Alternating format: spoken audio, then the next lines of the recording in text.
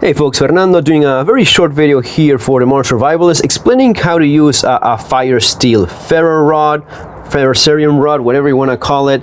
There's a proper technique for using this, and I see a lot of people don't seem to know it. It's not that complicated, but there is a given technique. Just throwing sparks in all directions and just crossing your fingers and hoping for the best. It's not much of a proper technique. So what you want to do here is, well, first of all, you need the right materials, right? This is not a flint. This is a ferrocerium rod. It is specifically intended for that. Sometimes you see these huge ferro rods and they put like the tip on the ground and start throwing sparks like crazy. Look, that's all nice and good for YouTube videos, but on the practical side of things, if you're going to be going with something that big, take a lighter and a fire steel of a ferrocerium rod of realistic and logical proportions, something like this. This is going to be giving you thousands of fires. It's a little bit of rain right now, no problem. It's going to be even better, so as to challenge us a little bit, but get the right materials. You have your fire steel, ferrocerium rod, light my fires, different brands as well. And then what you're going to be needing is a nice place where there's no wind, so as to blow things all over the place. And you're going to be needing some material for starting your fire. You're going to be looking at fibers specifically. Sometimes you see people cutting little with a feather stick. A feather stick is okay, but you really need this. You really need those fibers. This is cotton. This is probably the easiest thing to light with a fire steel. You have some similar materials in some trees, actually, if you know what you're looking for, but you can make this yourself. Some barks are easy to twist. Twisting is a good way of getting smaller fibers, so keep that in mind with whatever natural materials you come across.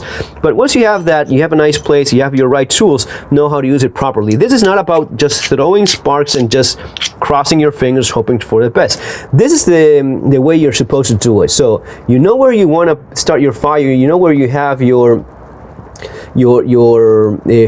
fibers as to get this going. What you're going to be doing is, first of all, make sure there's no oxidation on the outside. That happens because when time goes by with oxygen, this starts oxidizing on the outside, and it's maybe a little bit difficult for you to get going. And even these have like an outer layer, so as to avoid that, have a little bit of paint. So you may want to remove that first before.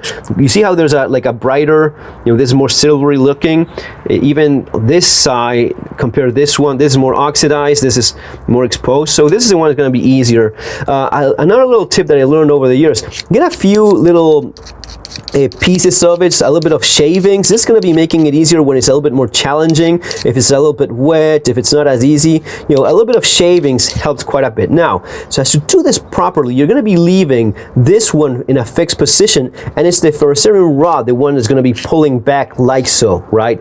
So this is the way in which you do it. You don't do this because you're going to be hitting whatever you're starting. So once you have that figured out, what you do is leave it in that position and you pull back like so. That's how you start the fire properly without making a big old mess and throwing everything all over the place. This is actually already burning, so okay. Right, guys, so that's how you use a fire steel in the right manner, the correct way. See you in our next video, folks. Have an awesome day. Take care.